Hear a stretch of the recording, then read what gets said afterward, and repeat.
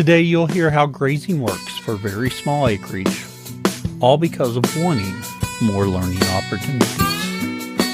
Our guests today are Erich and Allison Henschel of Virginia.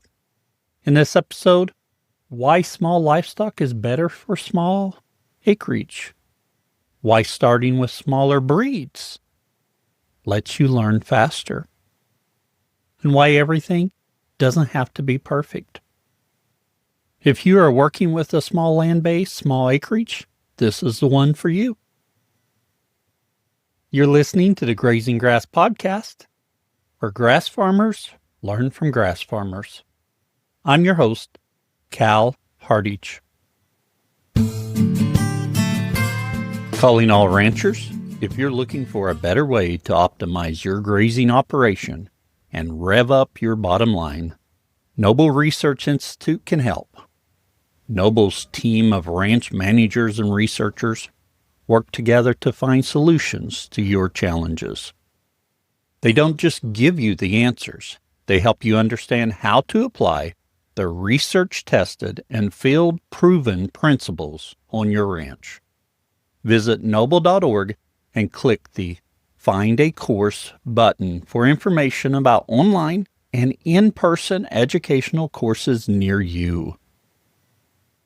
For 10 seconds about the podcast, thank you to our latest insiders, John and Mark. We appreciate your support. And if you haven't checked out the website, I encourage you to go check it out. For 10 seconds about the farm, the grass has really greened up the past couple of days. We got a nice amount of rain and some warm weather, and it's just jumping out there. Even so, it's not ready for us to rotate across it yet, but I'm eagerly watching it. Erich and Allison, we want to welcome you to the Grazing Grass podcast.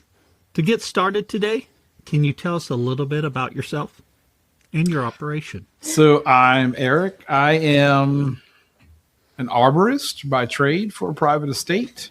I grew up, my dad managed a dairy farm for over 30 years. It was, I think, for Central Virginia at the time, it was like 200, they were milking 200 head, I think, in a double 12 herringbone. And so it was sizable for the time in the area. So it was a family farm, but not my family's farm. So I got to do some stuff and found a love for agriculture. But then also he managed a dairy farm. So with dairy, I know cow dairy, what it entails. Yes. And so I wanted to be in agriculture, but not in agriculture. Not tied to it. Because there were times where he missed things or whatnot. Oh, yes. Just because that's the nature of it. So, there was a time I wanted to get into county extension, and I had a couple of agents talk me out of it, believe it or not. But so I've always loved agriculture. I was an exchange student. I worked on an organic vegetable farm in Germany for 10 months for one of my dad's friends from college, because my dad's from Germany. So his son was taking over the farm, so I worked for them as an exchange student. And then I came back here and started going to community college, and horticulture classes were the closest thing to agriculture. And so I started there, and then I ended up with a degree in horticulture from Ferrum College in South Central Virginia, and did a bunch of landscaping, and we got married. And then we had our first child, and then that's where our own ag stuff started. Yeah. So I grew up in the same area Erich grew up, and was interesting. My dad's from Texas, but he ended up in Virginia.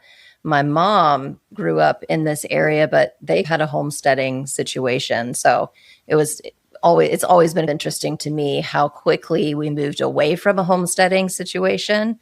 Because when I grew up, we just lived in the city of Charlottesville, and we had 2 acres and we had a horse. But other than that, we did not have a lot of agriculture in my life. It was just not an interest for either of my parents. So that the background for agriculture for me is much smaller than Erich's. But I grew to really respect the amount of knowledge that you can get just from knowing about not just agriculture, but how it ties into so many things. And I wanted that for my family and my kids too. Yeah. And then on my mom's side, my grandfather, he raised, I think at one time they did registered polled Herefords, but he did commercial beef cattle. He did hogs in the 80s and 90s, like on pasture until the hog market crashed. And my uncle was in beef. They did a lot more with Angus. And then most of the family on both my grandparents' sides are still in agriculture, a lot of them. So we grew up going to family reunions on someone's farm and whatnot. So I've been around it my whole life. Yeah. So like Erich said, we had our first daughter and bought a house, and it was a small house in a nearby city of Stanton. Yeah, we had a little 10th-acre lot. Like tiny, and which it was fine for me because I didn't have a need for much. But he went outside and put a raised bed and had a garden. And my daughter was 3. 3. She was probably 3 when she came running in the house and started yelling about how it was time to harvest. Oh, yeah. And so I immediately, because I'm a teacher, and I immediately was like, how amazing that this 3-year-old is running and talking about harvesting. Yeah. What vocabulary for a 3-year-old? Yes, exactly. And so from there, I was like, what else can we do to bring in such learning opportunities, such rich learning opportunities for our kids? And so that's almost all of the things that we've done has been the foundation of it is how is it going to support our kids in understanding agriculture and just broadening their knowledge. So no matter where they go or what they do, it all ties back. And we wanted them to have that foundation. Yeah. Gives them that knowledge, a little bit of knowledge that can go a long ways and help them so far. Yes. Yeah. And then we had the opportunity. My uncle their youngest daughter had some school things. So they were moving. And so we had the opportunity to rent and then later buy from him. And that he had taken a little bit of early inheritance. And so my grandparents were literally across the field from us. So we were able to move back to the county where we both grew up, the area because family helped us out with that. And so we went from 1/10 of an acre to a little over 4 acres. And so then let's get some chickens. Yeah. The gateway livestock. The gateway livestock, exactly. Yes. Yes. So that's probably where we started grazing with the chicken track that we got from the farm that my dad was working for in his retirement. They sold it. They had a chicken tractor they were getting rid of, and we bought that. And then you go to a couple of poultry swaps, and someone's got baby goats. So you get 3 kids, 3 kids. Which we didn't really, most of the time we're really pretty good about looking into what it's going to entail. And the one thing I think that I overlooked was when we got the goats is how long they live. Because they live for 15 years, like on average, because we got Nigerian dwarfs. I fought goats for a long time. Too. Yeah. And as it's grown, because they were kind of pets, our kids they're our pets. So it's hard to, they've learned a lot over time about letting animals go or keeping animals, but they're having a really hard time with these 3 goats. And we're like, but that's taking up space for you to be able to do some other stuff. Yeah. So that was an oversight on my part. Oh, yes. Yeah.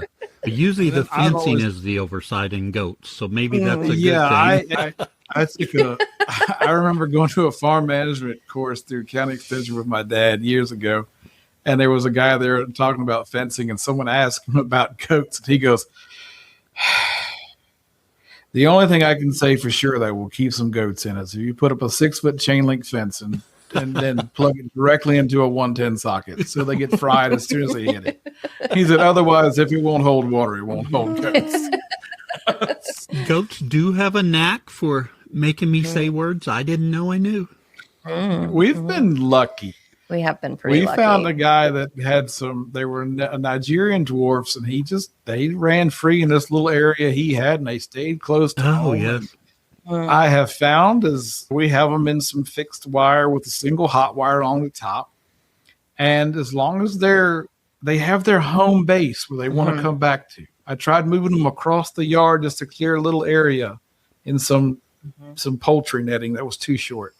And they were fine till about dusk. And you're like, all right, it's time to go back across the yard. That's where home is. As long as I fence them so they can come back to their home base, they stay pretty well where they are. I don't think we've found that in any research that they like their own, that they like their space at night, their own. They have a home that they like. But and then I always liked pigs because they've always been my favorite animal. My grandfather had some, so I was like, oh, let's get some pigs. And we have always started, other than the chickens, with a smaller variety.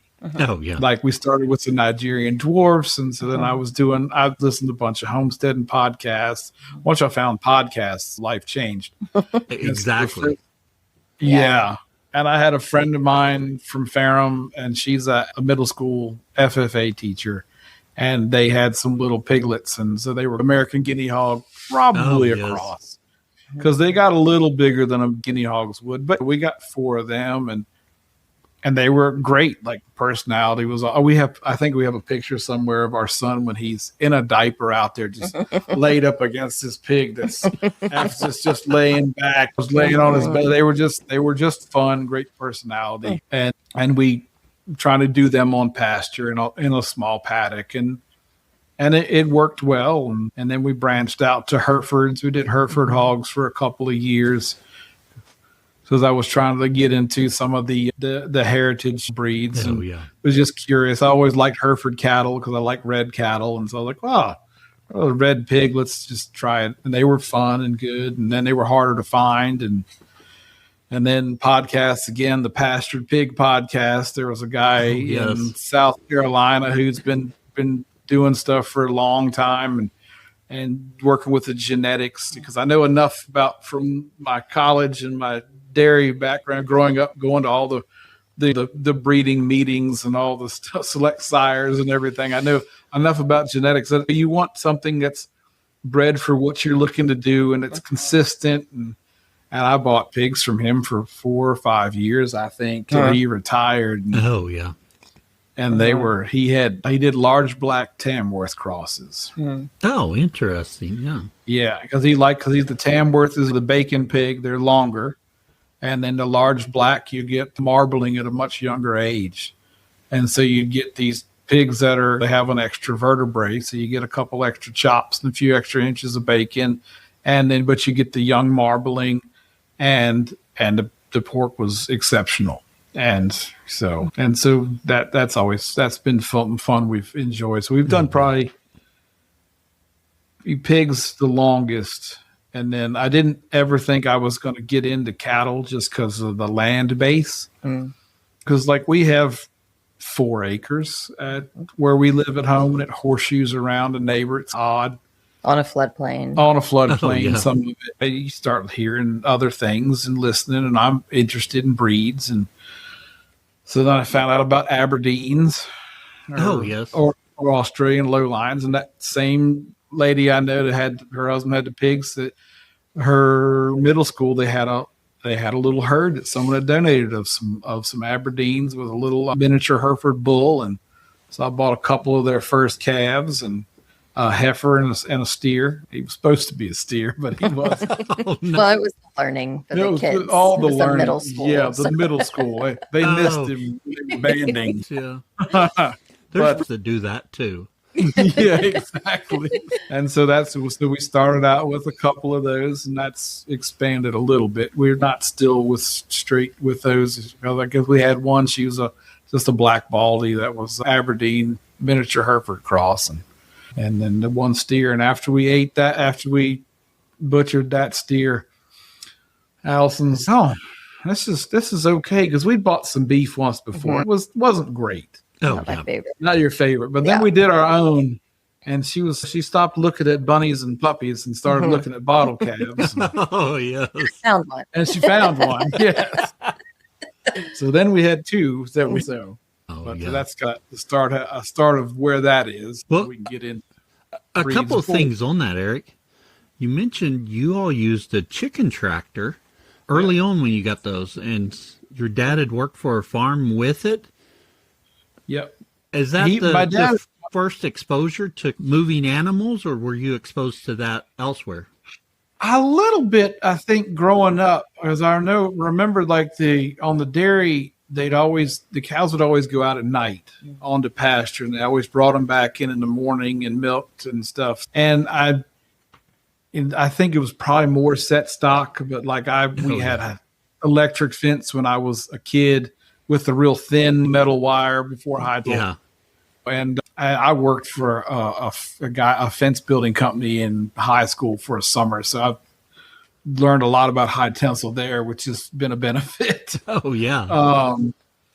But that was, the chickens was the first with me moving animals myself. Yeah. And which later on you get more chickens, and the chicken tractor is made for 4 or 5. And so then you build a coop and then you let them free range, and then you have a little dog that you've had for a while, and he decides he's the terrier is going to come out, and he's a chicken killing machine. And then you have to build a run that they can stay in. Then you finally rehome the dog after 6 years of talking about it. There's all these, no matter what your plan is, there's all these speed bumps along the way. But we do still use the tractor though, because for years I would do the chicks in the classroom, and we would hatch them and bring them home. And we found it worked really nicely, because if we put them in the tractor, they got a little bit more used to not flying and jumping quite so high. Yeah. And so it was easier to contain them.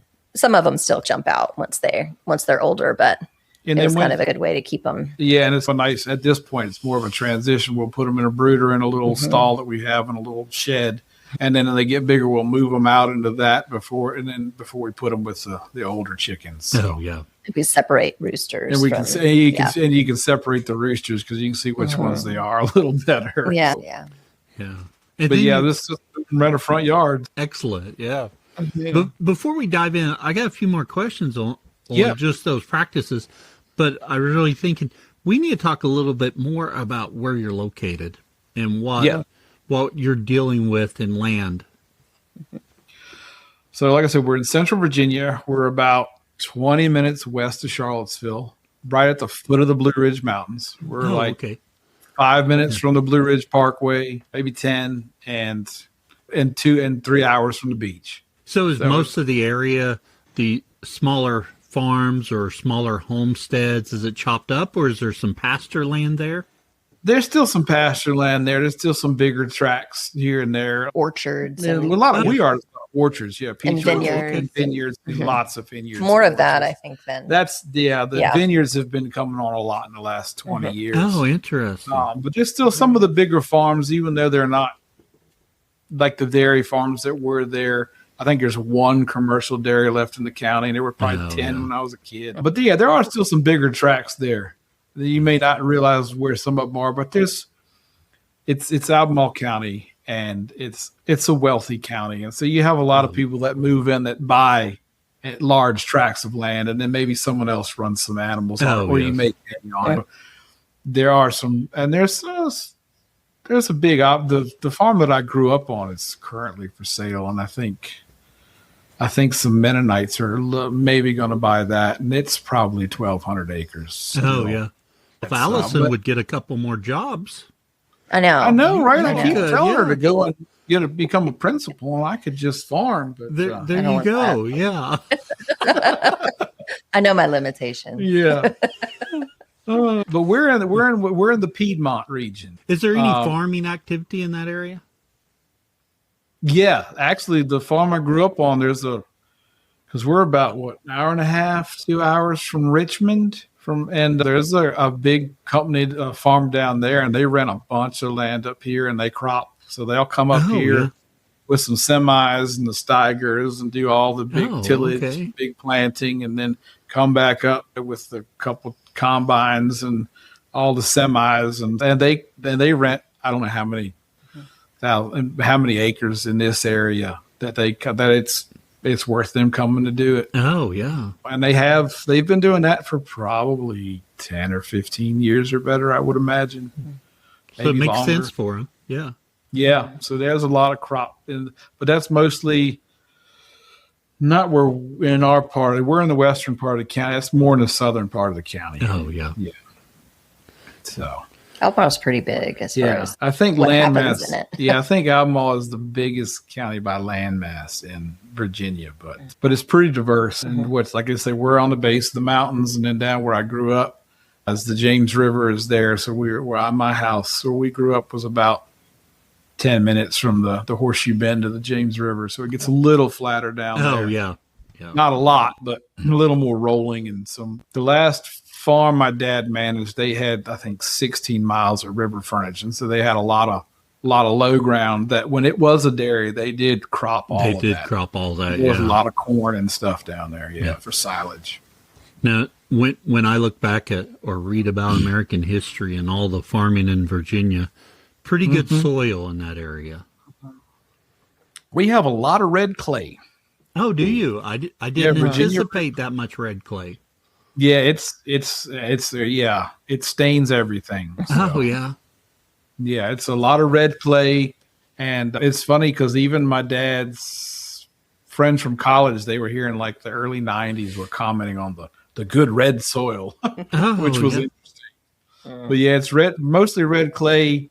Down where at my parents' place where I grew up, there's a lot of shale in the ground too. Once you get down to a lot of shale rock in parts, but it seems to be it's fertile enough. It grows things well. It can have some compaction issues, but for me being an arborist, it's been very interesting because going to meetings and stuff over the years, we talk about soils a lot. It's usually more in the urban environment, urban soils. But some of the soil things that I'm hearing through all the regenerative podcasts, I guess I've been listening to these for maybe the last 10 years or so. But we've been talking about that same stuff in the arboriculture field for the last 20 years. Oh, yeah. So it's just been interesting to put together. But we have the red clay primarily. Think we're around 45 inches of rain annually is what we get. That's forgiving. Oh, yes. Yeah. Which is nice. For winter, how cold do you all get? How warm you get during the summer? This year it's been cold. Yeah. This year we've been down in the teens. Most years we might get into teens a little bit. We've had a couple years in the past where you got down single digits. So this year too, but most of the time low 20s, and then in the summer we'll be upper 90s, pushing 100 sometimes. It's getting a little hotter in the summers, but then this year it's been a lot colder. Usually we have heavy wet snow here, and then it snows and it's here for a couple of days, and then it melts because it'll be 40 degrees the next day. Most of the time we'll be in like the 20s or 30s. You'll get some snow. It'll be 40 the next day in the afternoon, and it's gone. With USDA zones, are you all like a 7B? Yeah, we're pretty straight 7. So with 4 acres and utilizing the grass there, you mentioned rotating your animals, and I think you mentioned with the goats, you used a poultry net that was low for them. I use a poultry net some, and we have, because with the pigs, we had one kind of permanent paddock, and then I finally got some fencing done and got the other one. I always try to have a good perimeter fence. I've chased enough livestock in my life as a kid. Right. I have no desire to do that. Yeah, especially with goats. If a goat gets out and eats someone's shrubbery, you can replace a bush. But goats are probably going to play King of the Mountain on their car, and neighbors don't like it. So I try to not have those issues. We have had cows out a couple times, but not terrible. And so with the pigs, originally I had them in a little 1/10 of an acre paddock. And as you get more pigs, that doesn't work. And then I tried doing a little wagon wheel on that where I had the water and the feed in one place. Yeah. And then they get a little bigger, and then you kind of have to break it out. But you make it last as long as you can. And that was the start, just doing the best I could, just to put a little electric in there and do 2 or 3 moves through it. And then as they got bigger, the moves stopped. And then after a couple of years, I was able to make another paddock about the same size, so I could run them here, maybe break it into 2 spots. And then as they're bigger, move them over here for a few months. And then right before we take them to freezer camp, bring them back over, because that's where I could get the trailer to load them. Oh yeah. And it worked pretty well. And There was one year, I think 2018 was the worst year. I think we only had 4 or 5 pigs, but we got almost 100 inches of rain that year. No. So they And turned so into just- mud. Oh, it was wet all the time. And it was just, and I only had the 1 paddock. I didn't have the 2. And yeah, it was a moonscape. It was terrible. But you learn from that. And, Right. And it was fun. And I've learned a lot about, you can overseed stuff in between them there. And I only do 1 run of pigs a year. So you're buying feeders and bringing them in? We buy feeders, and I think we up to about 9 pigs a year. I did 10 one year, and 10 was just one too many. Yeah. And so we've gotten to 9 fits in the trailer, and they load, and they don't destroy all the grass. And so it's in the right number for us.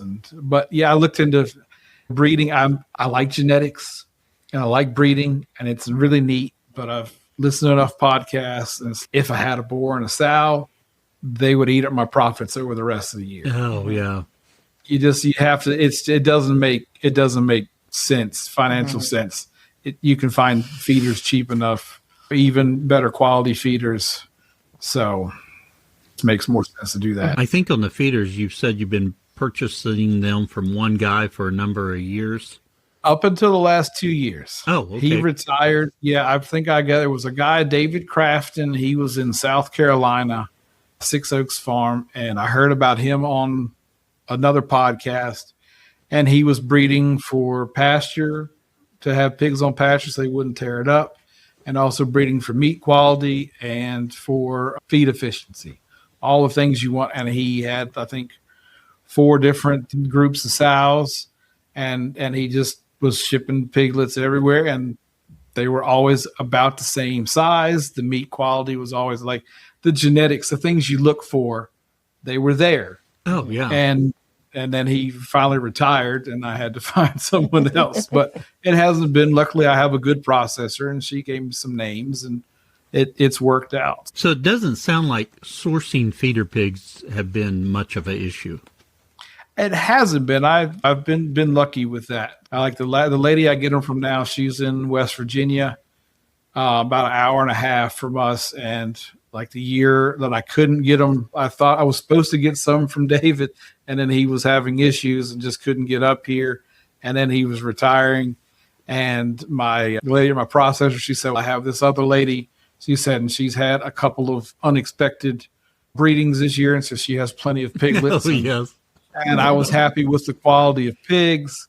And then I called her, and so I got them that year, and I got some again this year. And then for this year, I was going to have her. I've had some stuff happen in life, and so she's going to just contract grow them for me this year, because she grows them the same way I do. So throughout your pig journey, you've used a lot of different breeds of pigs. Yes. How has the flavor been? Has your customers noticed any difference? Have you noticed any difference? I know we have. The first year we did those American guinea hogs, I had done enough research to know not to free feed that breed, because they are a heavy lard breed, even though they're a small homestead pig. So they were about the easiest, the cheapest to feed, because they did very well on the grass. Little tiny pork chops with like a nice fat cap, but you could just stand that pork chop up on the fat cap, render it down, and then cook it in its own lard. It was amazing. Just pearl white lard. They were really good. And then we did the Herefords later, which are a heritage breed, a true American breed developed in Iowa, I think. And it doesn't take any more time to grow a bigger breed than it does the small ones. It takes more feed, but your outcome is a lot more. And they were really good. But we work with a processor that they do a lot of sausage flavors, and they work with a little small mom and pop's place in Pennsylvania that does the sausage mixes. And like I say, I have a German background. I love bratwurst. And they do a bratwurst that's like being back in Germany. Oh, yes. But when we had the Herefords, she did not like the bratwurst that much, just in the flavor. Oh, yeah. And then the first ones we did the American Guinea hog ones, we went to a different processor. And then later we did these. And then when I went to those large black Tamworth crosses, and then later on he had some, I think, large black blue butt crosses, which is the same guy.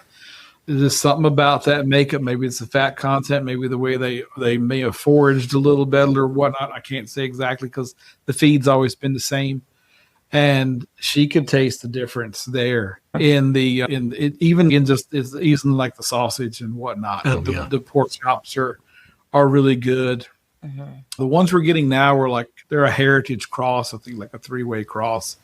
I think they probably have some Hampshire, maybe some Old Spot, maybe a little Hereford in there too. It just varies. And I don't know that I noticed a major difference between those and the other ones I had been getting. But it's nice dark red meat. Oh, yeah. It usually has good marbling. It's got a very good flavor profile. It's tender. It's not chewy.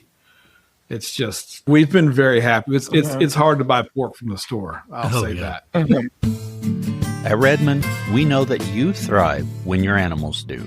That's why it's essential to fill the gaps in your herd's nutrition with the minerals that they need. Made by nature, our ancient mineral salt and conditioner clay are the catalyst in optimizing the nutrients your animals get from their forage. Unaltered and unrefined, our minerals have the natural balance and proportion that your animals prefer. This gives your herd the ability to naturally regulate their mineral consumption as they graze. Our minerals won't just help you improve the health of your animals, but will also help you naturally build soil fertility so you can grow more nutrient-dense pasture year after year. Nourish your animals, your soil, and your life with Redmond. Learn more at redmondagriculture.com. If you picked out what one of all those breedings you've tried that you would say was your favorite, which would it be? Those large black Tamworth ones. Oh, yeah. I liked the flavor and also the personality of those. Oh, yeah. Because they were just easy to work with, and they were just, you could be out there walking around with them, and the ones we've gotten this year too. But as you get more, you spend less time with them. Right. I know when I had 4 pigs as opposed to 9 pigs, you don't spend as much time out with them as when you get to the bigger bulk feeder, and it changes the management a little bit, but those have probably been my favorite. We had them, I think, 4 years in a row, and they were about the best. They were friendly. They were friendly, but he'd also started working with Clemson and doing a new breed just for pasture, which was the Carolina Spot Hog. He was working with Clemson, and he actually was getting it into an actual breed and doing the genetics and everything. Oh, yeah. And whether it ever got completely off the ground or not, I don't know. We got a few of them here and there. You'd get a couple in a litter or something, and they were really good too. But I think that's where we kind of really noticed the real flavor was those ones. Just the way that marbling is so important anyhow, and so you get a little bit of that extra marbling, and even in the chops and everything, and it just makes such a difference. I think Glenn was on a few weeks ago, and he's got large blacks that he raised. Yeah. Yeah, listen to that. Yeah, large blacks on their own, I think, they're more of a lard pig. Right. So they will put on all that lard, and when you cross them with the Tamworth, because Tamworth is known as the bacon pig because they're longer and leaner, and so it was a nice. He always did, I think, a large black boar over Tamworth. He'd either do that or blue butts, and the blue butts are cross anyhow. But he always used, I think, large black boars was the way he did it. But it's been interesting. I like them to hang around 230, 240. Oh, yeah. If I can. But I found that for my clients, because when you take it, you get 25 pounds per sausage variety. And if you can get them around 240 hanging weight and you get all your major cuts, you might still get 2 sausage varieties just from the trim without grinding your hams and stuff. Oh, yeah. What it seems like. So if I can get around that, if somebody gets a half a pig, they'll probably still get 1 sausage variety. And if you get a whole hog, you'll probably get 2 and most of your major cuts. if you want it that way. So it just depends on how you want it. So that's what I shoot for, is probably a 350 pound live weight or so hog. And they came in right where I wanted them to this year, even though they were probably about a month behind. I didn't get a chance to rotate them this year. They stayed on one pasture the whole time this year, just because, like I said, with stuff happening with my dad. Got sick in September, or just ended up in the hospital and then passed. So just stuff. You have to do what you can with what you have. You do. You got to take care of family. You've got to prioritize, and sometimes that's the way it is. It's just how it is. Yeah. My dad passed in September. And so that has affected some of my grazing, because we have a little over 20 acres about in the southern part of the county, still 45 minutes from where we live. Oh, quite a ways. You can go 10 different ways. What scenery do you want to see? It takes the same amount of time. Oh, yeah. And we got about 7 acres of pasture down there. And he's hayed that because he's a retired dairy farmer.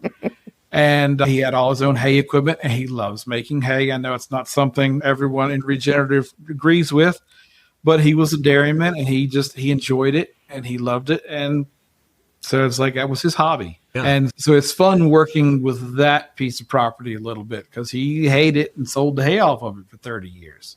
Oh, so man. As I've listened to podcasts and done some research and learned some things, I've noticed how thin the grass has gotten down there. Oh, yeah. So we've done some different things in the last probably 5 years down there, just to play with that a little bit. Yeah.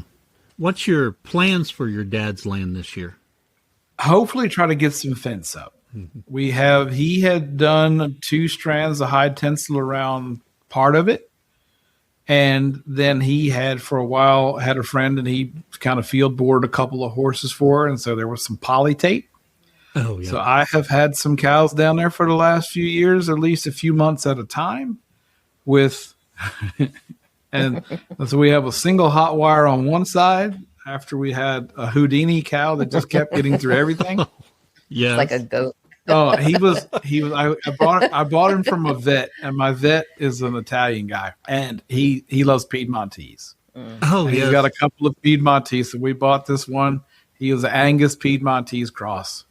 Named Martino, and Martino could find any hole he could get through, even if he was tall and whatnot. And there was one day he was just like a goat at the house. He was 2 hooves in the fence, standing in the fence, reaching up in the tree, just like a goat. Yeah. So he found all the holes, and so finally we patched a few spots, and then after that year, we got a single strand of hot wire on one side, 2 strands on the other, and then a single poly wire around the base of it. And when my dad was alive, it was fine because he was there every day. Right.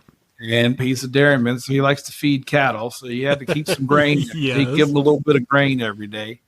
Like a scoop, like a 1 pound scoop for a couple of steers. And you see them every day. And if they got out, they'd follow a bucket. Keeps them friendly. Keeps them friendly and stuff like that. So it was fine. So this year, we'll see. I have materials that we bought. A friend of mine built a horse barn for a lady. She bought some property in the county, and she took all the fences out because they were cow fences. And she has, I think, very expensive horses that she trains for people. So she took all the fences out. So I got a whole lot of really nice high tensile fixed knot woven wire and posts. And probably have enough to do most everything we want to do. It's just time. It's just getting it done, yeah. So we'll see. If I can get animals down there, I will this year. If not, we have to do something. I hear the Western guys talk about they can't believe that so many of the cows are in the eastern part and are herds of 50 or less. But taxes on the land, if you're doing something with agriculture, you get a tax break, and so you can either do a certain number of animal units, or you have to, I think, gross a certain amount a year, and it's not that much, but you have to do something productive with it. And so Dad's always done hay, and then in the last few years we've had the cows down there. Luckily, with the pigs that we do, I make enough at our place with the pigs that it probably doesn't matter, but I'd like to improve the land if I can, and I like beef, so. Yeah, that's a bonus there. It is, yes. Hopefully we can get it fenced and do some grazing, because when Dad was alive, I was able to like use some poly wire and make some strips and do weekly moves, because I'd go down once a week just to see if he needed help with anything and whatnot. So I could go down and move the wire. And I had it set up pretty good that you could go through the whole place in 2 or 3 weeks and then move them back to the beginning. So it was a pretty decent. If you got the rain, it was pretty decent rotation. And water was the biggest issue because we don't have any water infrastructure out there. So it was just a tank off a hydrant at the house. So we had to leave a lane back to water, but it's just easy enough to do for just 2 or 3 or 4 head. It wasn't a problem. Yeah, and with it being 45 minutes over there, you got to figure at least 2 hours to go over and tend to stuff over there. So. Yeah, exactly. So faster moves aren't efficient in that case. Yeah, exactly. It's like I say, start where you are. And that's right, exactly. At home, at our house, we have a little, probably a half an acre or so that my neighbor has, the gentleman who bought my grandparents' place. And it's just a little weird triangle that you can only access from the road or from our property. And he was like, it doesn't make sense for the guy to make hay. If you want to graze it, you can. Oh, yeah. And so we just fenced that off. We just fenced them out of the creek there because his is in easement, so you can't have animals in the creek. Oh, yeah. And then our place right next to it is not an easement, so I just leave a lane so they can get back through. We just have a little creek coming through ours, and they can get back there. And that one I was able to break it up and do daily moves there because I get home and I go out there and spend 10 minutes moving. We had 4 head of cows, 2 steers and 2 cows and maybe a calf at most. And you could do a couple strips and go through that little piece in about a week. And then the other part that we have, it's probably about an acre. Go through that and try not to overgraze it, or it works well for a couple months, and then you get into the summer and it dries up some. And then I learned from you talking about just a few acres farm. I was like, oh, I can feed some hay in August. I got it. Why not? We just made it and let the grass grow back a little bit. Yeah. So we've done some of that too, and try not to beat it down. Yeah. And I love that. We wrap that hay up and then we feel like we have to protect it till winter. But if you need it in August, put it out in August. Of course, when you do it in August, it's always, if I didn't wrap it up, I could just graze it. But you're trying to plan and make it work, so it works. Oh, the good thing for me is I make all the hay either at my dad's place or he used to custom bale for some people. And so he's got some people that he used to do custom square bales for. They have horses. And they're a retired couple, and they only have a couple of horses now. And I got a barn full of hay. And so last year, they were like, would y'all like to make the hay? I was like, yes, I would. Oh, yes, yeah. So you didn't sell the hay equipment? No. He passed in September. And so last year I was hoping to teach the kids how to rake, because I remember learning how to rake when I was 12 or 13. And we've got, our oldest is 20, and then we have a 13 and a 12. And so Dad he was 85 in July. And I went down to cut a bunch of hay, and then he would call me, I got it all fluffed and raked up. Yes. He quit cutting and baling because he couldn't turn around. Oh, yeah. He was neck a few years before, but he'd get on a tractor with the rake and just never look back. Yes, yeah. And it came out just fine. He raked all the hay for me last year, and we made, and he's got an older round baler, and it's a little worn out. So we made 80 bales, which is probably more like 40 bales. Yeah. But it works out well for me because I don't have a loader at my house, and I can manhandle them enough to get them off the truck because they're not that heavy. But the cows are eating 2 bales, 2 of my bales to 1 of my neighbor's bales. Oh, yes. Yeah. If it works, it works. It does. And as you mentioned, those old dairy farmers, they enjoy milking cows. They wanted to feed animals. They like making hay. And they'll have a bottle calf really quick if you're not watching them. Yeah. He used to always bring the preemies and stuff home and twins. And always have. We never had any of our own cows. Just we'd have a few of those ones as kids growing up. Oh, yes. We didn't have the bottles. We used the buckets. Oh, yeah. We taught them all to drink out of a bucket, not a bottle. So, but we had the nipple buckets at first. And so, of course, yes. you get the nipple bucket and before school, and of course they're going to hunch the bucket. and just completely cover and you. Soak you, yeah. 5 minutes before you're supposed to be at the end of the driveway. But it was a fun experience. With your beef and your pork, and you've also got chickens. Are you all eating all that in house, or are you selling some? The pigs we sell. We do 9 feeders a year, and we sell 8. We started out we did 4, and they were those little ones. And one of my other coworker, he took 2 of them, and I took 2. And then we got into the other ones, and some other friends of ours we bought, and it's just expanded. I've got one guy who was a landscape architect for the farm where I work, and he started buying pigs, and then him and 5 or 6 other people get together, and they buy 3 pigs a year. Oh, yes. And they do one cut sheet, and for 3 pigs, then he comes and picks up I do everything through him. He picks up the pork, then he goes and they have a morning where everyone comes over, and they have shares. They draw circles in the cul-de-sac and take their turn and pick their stuff out, and they have a blast with it. Yeah. A couple people get a half a pig every year or something, or every other year. And my best friend, he's been buying. It's just a better way to go. And so we've gotten to where 9 is the number, and it fluctuates every year. Maybe one person falls out for a year or not, but it seems to work, and has for the last 5 or 6 years. And the pigs, they get to fund the rest of it. Oh, yeah. Basically, pigs make some money, and the cows are relatively new, so that hasn't started generating anything yet. Really, this year it did some, but we've got a couple bottle calves from a lady 2 years ago, and then we had 1 heifer, and I sold those. My uncle had wanted to get some more cows because he didn't have any. So my aunt, they've got 4 acres down in Bedford County, and so my aunt bought those 2 heifers for him, and then we had 1 other heifer that we sold because she didn't. I had trouble breeding the year before, and she just didn't take. And another guy was going to just process her because we didn't have beef for ourselves that year, and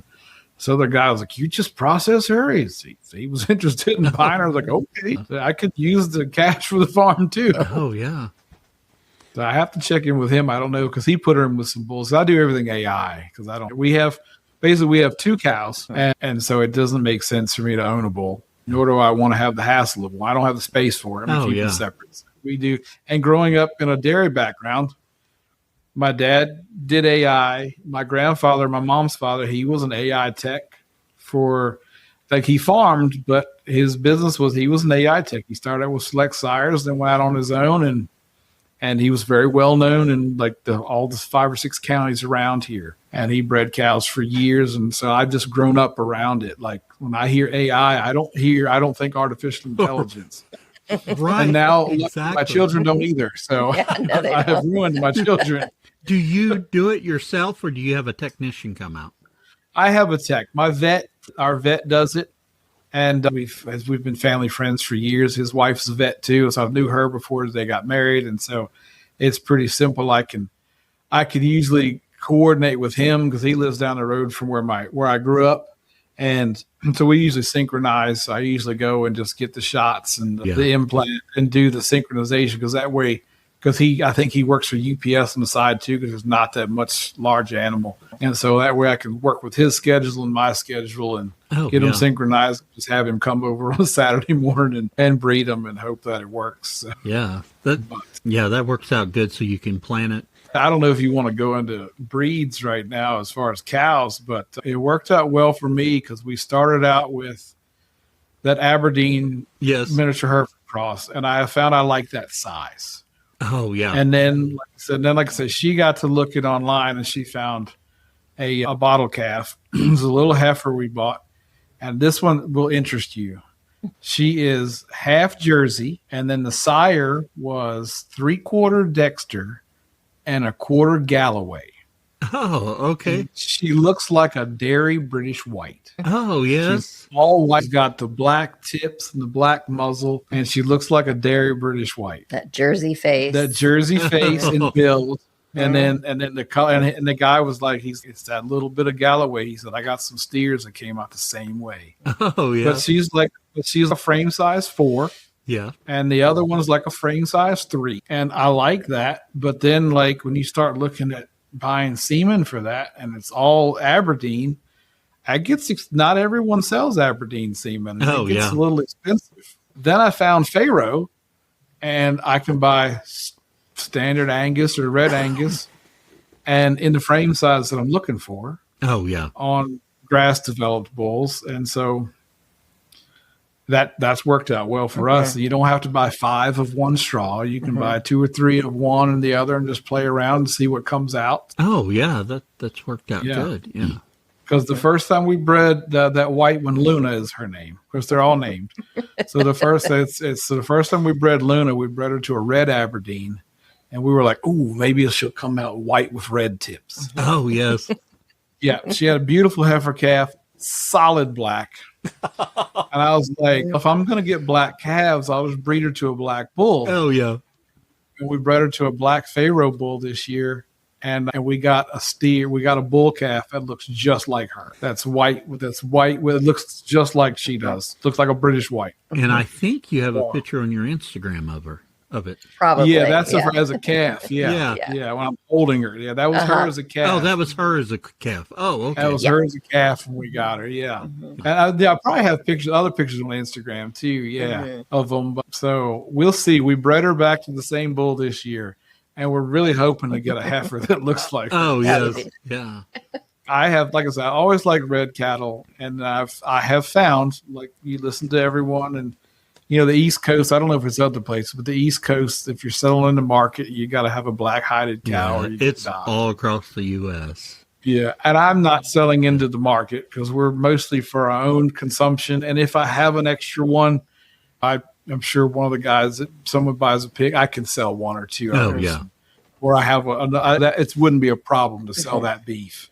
And when you come home and it's August in the middle of the afternoon and it's hot, that black baldy is standing in the creek and the other ones are still eating. It can make a difference. Yeah. And the black baldy, she's a great cow. She's a great mother. I should probably sell her. She gives me a calf about every other year. Oh, yes. She may be better. I'm also breeding for May calves. Oh, yeah. And so August, she may be better as a fall calving cow because it gets so hot. So she may have an issue with that. But she was our first heifer. She was our first cow. And raises an amazing calf with the years that she has one. And I'm small enough that, it's not that big a deal. And it's just grass. I'm not investing a whole lot into it. Yeah, if you had a few more animals, yeah. If she was here, she'd be gone because I expect them to calve every year. But yeah, if she wasn't pregnant right now, I have a young guy over there, and he is dying to buy her because he loves black baldies. Oh, she stays fat as a tick on grass and hay all the time. Sometimes she's probably too fat to breed. It's maybe part of it, but I'm not doing anything. I don't feed any. We give them just enough grain that they are easy to work with. Like say I might give a pound or two 1 or 2 days a week to 4 head of cows. And that's just so they're easy to get in the corral and you can work and they stay friendly enough that I can work with them. I just acquired a squeeze chute, and so I've been working with gates and an automatic head gate that's bolted to a couple of posts that aren't even in the ground. So it's been very lucky over the years. But I know, like with the coat color of Luna, how those genetics work and what you get is it's interesting. Very interesting. And that white spotting is so interesting, can be so dominant. Yeah. And you can breed 2 white spotted animals together and not get a. Yeah, exactly. And they're typically dominant, but there's multiple ways for them to come up with that coloration. So it's an interesting pattern to work with. And it is, yeah. And it's fun. We really like it. We started taking when she was because we got her as a bottle calf, and there's a peach orchard that's 2 minutes from our house, and they do a couple things in the spring and the fall. And so before we got into 4-H with the kids, we started just taking animals up there just to promote agriculture. Oh, yeah. It's important to me. So like people have watched Luna grow up as a little calf. Oh, and now she's on her second calf. And so it's fun to go back every year. And people are like, oh, wow, is that the same cow? Oh, yeah. That's the one. So yeah, that's probably the only one that'll die on our place. That'll never leave. Yes. And that's a great outreach for those kids and people to see the animals that they don't have much access to. Yeah, it's a lot of fun. The goats have been good for that. When our kids are heavily involved now too and talk to everybody about the animals, which is so fun to watch. They're not shy kids either. With your goats, you got Nigerian dwarfs. Are you milking them or just having them out in the pasture? The Nigerian dwarfs are all three of them are wethers that we got. They would be tougher in milk. 12 years ago. Yeah, not for milk. And we just have used them to move them around and keep the areas. I don't want to mow. They keep the brush down and everything. And that's been great. Now, our middle daughter, every time we would get a new animal, my dad would tell us we were crazy because we had too much going on. Yes. My middle daughter with 4-H was interested in dairy goats. I told him it was his fault. And he said, why? I said, there's something in their DNA. One of them has to have something to milk or it'll be good.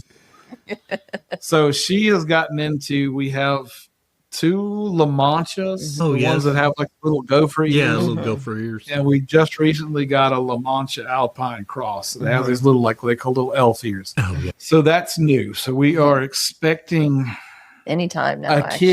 One of them a kid any day now, and then another one in March. She started milking last year with one of them. With one of them, she did. Oh yeah, and she really enjoyed it. So, well, and that was the conversation with her too. Is if you want to show for 4-H, then you have to keep her in milk, and like we didn't. If she was upset and didn't want to, then we would dry her off. But she was and she got up and every day and went out and milked it. Yeah, it was pretty. Oh, very good. Yeah. Yeah, I was impressed with her. It was impressive at 13 to just commit to it and actually follow through without much argument from us. But the best was the one morning when you really wanted pancakes. I did, and we were out of milk, and she was like, "I can go get a cup." Yeah, she ran out there and milked a cup. And came back in and. We're still new to the whole goat milk thing, and not because I grew up on cow's milk, but you did say they're some of the best pancakes you've ever had. Were the best pancakes. Oh yes, yeah. They were our eggs. It was about as farm to table as you can get. Yeah. They were our eggs, fresh, warm goat. I love that during summer when the garden's producing, and you fix a meal and you can look at that meal and be like, I raised everything here for the most part. For the most part, that's it. So. You mentioned the pancakes with the milk. Are you all drinking goat's milk? Is she drinking goat's milk? How are you all handling that? Last year, we were just figuring out how to milk. Oh, yeah. And how to do it and how to do it sanitary. We didn't milk for that long. She didn't produce that much. Yeah. And I think part of that we were figuring out with the summer the way that it was, but also she had probably had worms and so the production was down. And so, I will say the Nigerian dwarfs, those 3 wethers, they really spoiled me on goats. Oh, yeah. Because they are very efficient and they're tanks. Nothing bothers them. I didn't do anything, didn't deworm anything with those goats. And then we get these dairy girls. It's a little bit different. Yes, a little bit different. Registered papers and purebred La Manchas. She's into the registered stuff. I grew up with just enough knowledge of what all they do. I was like, I don't really care about that. That's too much time. I can't. I don't have the bandwidth. Oh yeah. Plus, they're high maintenance. Yeah, is the high point. maintenance. Yeah, I want low maintenance. Oh yeah. I'm like, can we breed? I got to know a guy that has a Kiko herd. Can we just breed them with a Kiko buck and get some that maybe we don't milk, but they'll be a little more robust? Oh yeah, I want that hybrid vigor. But I think that was the reason we went with this. The new dough, was the hybrid vigor. Oh yeah, just to see how well that will work out. But figuring out the nutrition and stuff. I know lactating animals need more, but exactly what they need. So last year was a big learning curve. We're hoping to go up, but we have people calling us because they want raw goat's milk, but you can't sell raw goat's milk in Virginia. Oh yes. I think you can be creative. Herd sell it as pet milk only or something. Yeah, we're looking into some of that because I do have people that are interested. So We'll have to see we'll how have to production see, but happens this year. They called me last year and I was like, we're just figuring out how to do this safely right now. Try to keep the goat from stepping in the bucket. Right. Like, Yeah. we would be happy to help you out with something, but we got to make sure, and make sure no one's going to get sick here. Right. I don't need that. Oh yeah. Right. No, you're exactly right. One animal we haven't talked about that I'm wondering if you focused on any breeds on that are your chickens. What are you doing for breeds on chickens, or are you just getting whatever? Mostly whatever, I think. I think when I was in the classroom, hatching them in the classroom, we would pick breeds that we wanted to try. And most of the time we would just look on Craigslist and see what's available, and then look and see what that would produce for us. And so that was fun, even just with the kids, to have different colored eggs and different breeds that do that. Yeah. And we've had a bunch of. The only one we've always wanted, we finally found last year, was buff Brahma, just because we always thought they were pretty. They're just pretty. And you didn't used to see them. There used to be one garden center in Fredericksburg, like a couple hours away, and you could get on their website and they would have all these pullets in the, not straight run, but the pullets and all these different breeds. But if you didn't get there like first thing in the morning, they were always gone. Yes. So we never made it up there. And so all of a sudden, Tractor Supply had buff Brahmas. We didn't need any chicken like we're getting. We've always wanted them. We finally found them.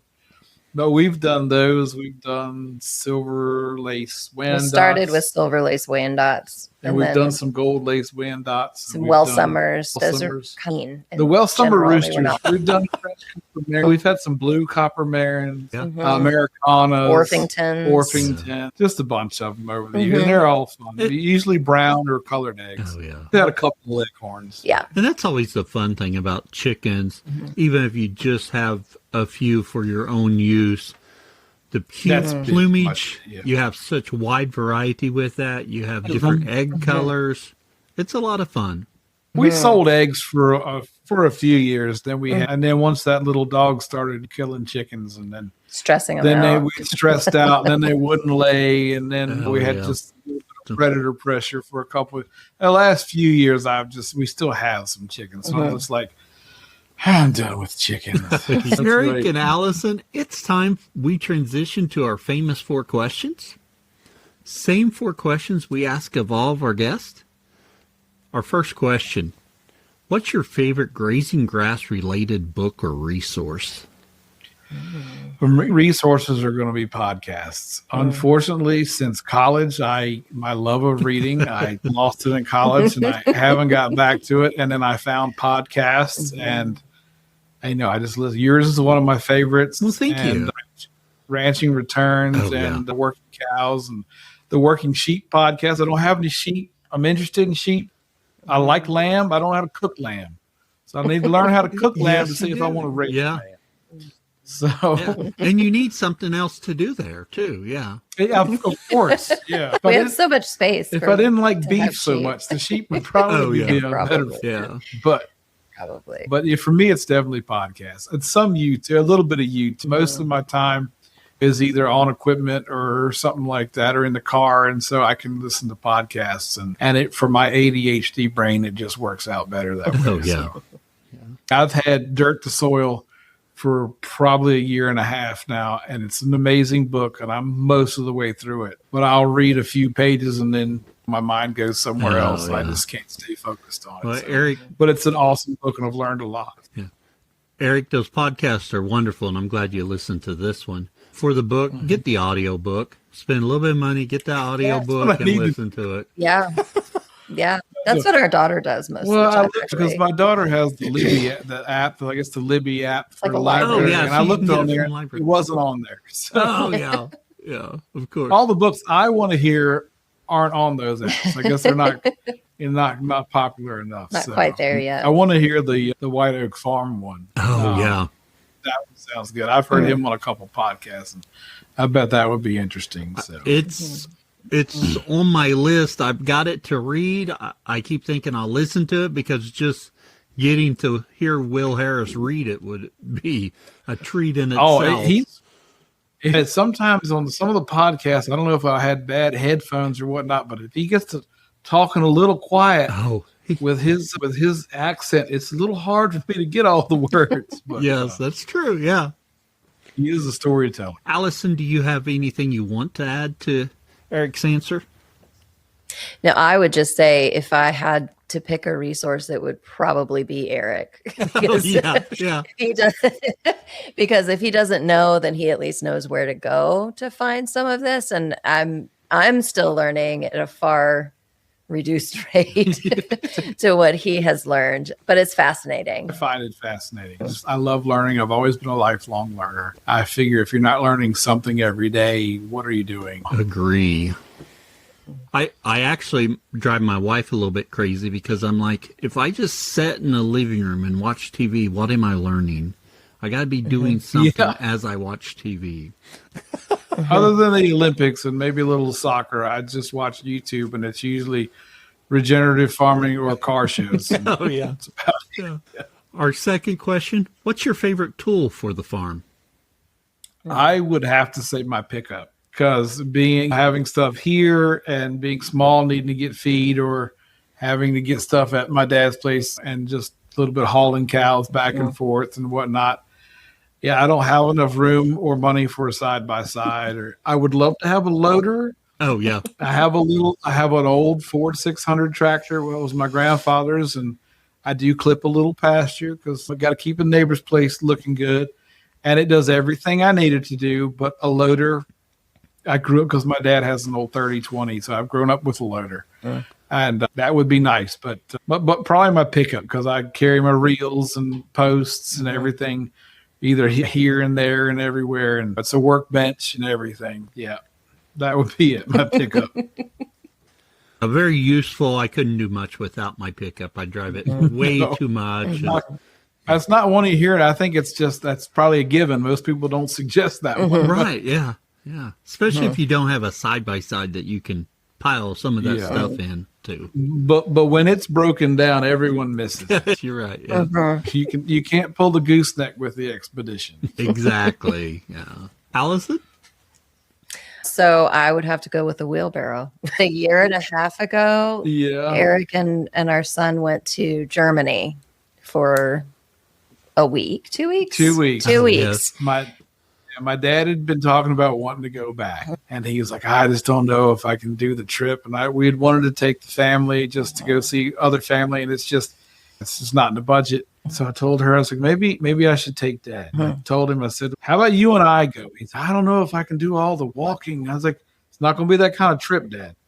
I said, you're going to tell me who you want to see. I'm going to plan it. I'm going to chauffeur it. You're going to pay for it. And he said, oh, okay. And then we ended up having my son. He was really interested. So we were gone for 2 weeks. Yeah. Oh, that was wonderful. That you took that trip then. It was so good. Oh, yeah. But that meant that we had to feed the pigs and and carry all the feed from the building to the pigs. And the wheelbarrow was pretty priceless. Much to our oldest daughter's chagrin. She said, can't you just call one of Dad's friends? He said we could call them. Your mom, no, we can do it. We can carry it. We're strong, independent women. We're going to get it done. Yes. Yeah. We've got to be able to do. We're not calling somebody to come all the way over here to pick up 50 pounds, put it in a wheelbarrow and push it. So I made them step up. And they got Erich's friend's number. So if he ever does that again, they're going to definitely be calling. But I'm going to have to confiscate their phones. Good luck with that one. They got to step up. Exactly. Our third question, what would you tell someone just getting started? Do your research and try it. Make sure fencing. Spend a little extra. I know you can have, the paralysis they talk about. Oh yeah. Analysis paralysis. I'm not getting into it. So you have to start. I wasn't maybe 100% ready for pigs when we started with pigs, but I had a basic thing and learned some stuff. But you just, at some point, you just got to try it. Exactly. Yep. And try it small. Like we have always started with the smaller breeds because they're a little easier to handle. And then we very quickly went to the standard breeds with pigs. Cows, I like the size. They're easier to work with. They don't eat quite as much. it works for us. But you got to, at some point, you got to just get some and try it. Yeah, excellent advice. And start where you are. Like we started with a raised bed, and then we got some chickens, and then as we got some fences put in, we went to some others. We went to the pigs, but for a while we didn't. When we first bought our place, my grandfather was still farming, and so he hadn't let my uncle fence in everything. So later on, I fenced out to the property line, and then we had a spot to run pigs, and later on we could do the cows. We had a little pasture in the bottom. But yeah, it builds, but you have to start where you are and see if you even like it. For a long time, I didn't want to have anything to do with livestock. Growing up on a dairy farm, you were married to those cattle, and they came first sometimes because they had to. And that's never, I've always understood that. And then we got those chickens and whatnot and the pigs, and I just enjoy livestock. And there's nothing better than just watching cows or pigs just graze. We first get those pigs and they're piglets. You turn them out on some fresh grass. It's amazing how they'll go out there and just be eating grass, and it's fun to watch. And I could watch it all day long. Oh yeah, yeah. Allison, what advice would you give? I think probably be purposeful. Every decision that we've made when it came to getting chickens, to getting goats, we did see them at a chicken swap and fall in love with it. And I think I could have just brought them home that day, but also I was like, I need to know more about it. So she's a researcher. Yeah, I wanted to understand more and know what the purpose is. And like for us, the purpose really is to facilitate this love of agriculture and understanding and respect for where things come from for our family. For us, everything has a purpose. The goats, yeah, they're pets, the original ones, but they also can be moved around to manage brush and whatnot. So that was their purpose. Our kids wanted rabbits. And I was like, we're not getting rabbits because y'all don't want to eat these rabbits. And I was like, we can do 4-H because I didn't do 4-H growing up. So we got into 4-H so they could have rabbits. And of course, my oldest daughter didn't want her grandfather, to eat her rabbit. So she got the smallest breed recognized by the American Rabbit Breeders Association. And we now have a rabbitry in our basement. Oh, yes. So, yeah, she has aged out of 4-H. She is still very much involved with the rabbits. And we have baby rabbit at the moment. So 2 nights ago, we had our first kit. Yeah. I think it's seeing them in 4-H and seeing what they do with doing the showmanship things and being a part of the community of 4-H has been an amazing thing for our kids overall. Yeah, for us too. Yeah. It's the community that you find, especially if you can find a good community for livestock, is pretty incredible. Pretty incredible. It's very supportive. It is, yes. And lastly, where can others find out more about you? Instagram at Henschel Hof on Instagram, and it's our last name and HOF. Like I said, my dad's German. Bauernhof in German is farm, and so Hof is short for farm, and so that's where that came from. Oh, very good. And I from doing that one other podcast, I had several people in the area reach out that they'd heard the podcast and whatnot, and reach out on the message part of Instagram, and that's probably the easiest way. Oh, yeah. It took me a while to figure out that some guy had reached out because I'd never done the message part, and so it took a couple months. So I was like, oh, sorry, I didn't realize you could do this. Look at you, lifelong learner, learning how to do that. That's right. Yeah, exactly. But I check it for that's probably the easiest way. Links in our show notes. Yeah, I love to chat. I could talk farming with people all day. So I enjoy it. Before we wrap up today, do you have a question for me? What is your favorite thing about raising animals on grass? That ought to be an easy question, but I think that's a tough question. That's one the Pastured Pig podcast. Troy always asks, "What's your favorite thing about raising pigs on pasture?" Oh yeah, but you do more than just you do cows and sheep and have done goats. And I keep thinking just on Troy, I need to get him on this podcast, and I haven't done that. I think of it every once in a while, and then I don't get it done. My favorite part, it's hard to say. I'm very much that we want the land in better shape when we leave than when we got here. Yes. So the improvement and the the ability for livestock to improve, it's great. But when I go out each day and I just see that pastoral scene with the animals grazing, the green grass, that is my happy place. That is just so peaceful. That's what I want to see. I enjoy reading about it. So maybe it's more selfish than I was going to say, because we have these ideally lofty goals that we want to leave stuff better.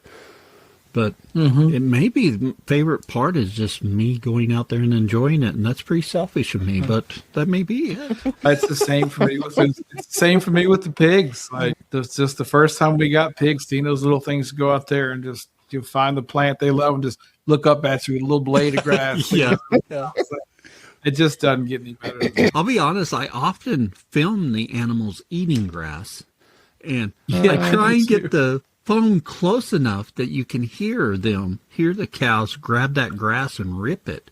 And I don't think my wife has the same fascination when I show it to her. I'm like, you got to hear it too. It's like we live around there's the corner from that peach orchard. And I talked to them a number of years ago. So they give me all the unsaleable fruit and vegetables and stuff. So I feed a lot of that to the pigs, but then cows love apples and peaches and pumpkins. And a lot of people are like, hey, aren't you worried your cows will choke on the peach pits? But they always spit them out. I haven't had any issues. Knock on wood. But I'm thinking peach bacon sounds really good. It's pretty good. Pretty good, Cal. It's pretty good.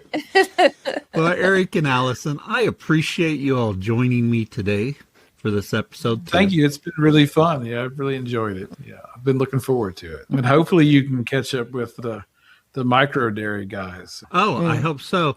One thing from today's episode that stood out to me, Erich says we have always started with smaller varieties. And I think that is a wonderful idea. If you start with a smaller breed, they're less demanding than larger breeds. I think you could also start with smaller animals. For example, start with bottle calves rather than cows, or even wean calves. So you get time to learn as your animal is growing. Or if you go with the smaller variety, to learn with them, and their inputs are not as great as a larger animal. So that leads us to our question of the week in the grazing grass community. What did you start with when you started your grazing journey? Jump over to Grazing Grass community and let us know. If you know of someone who wants to get started on small acreage like Erich and Allison did, send them this episode. It's exactly what they need to hear. It's exactly what they need to hear. Also, if you're doing something on your farm, even if you think it's not that interesting, I want to hear about it. Email me at cal@grazinggrass.com. For next week's episode, we are talking about a fairly new income stream and how you can get involved with it. Thank you for listening to the Grazing Grass Podcast.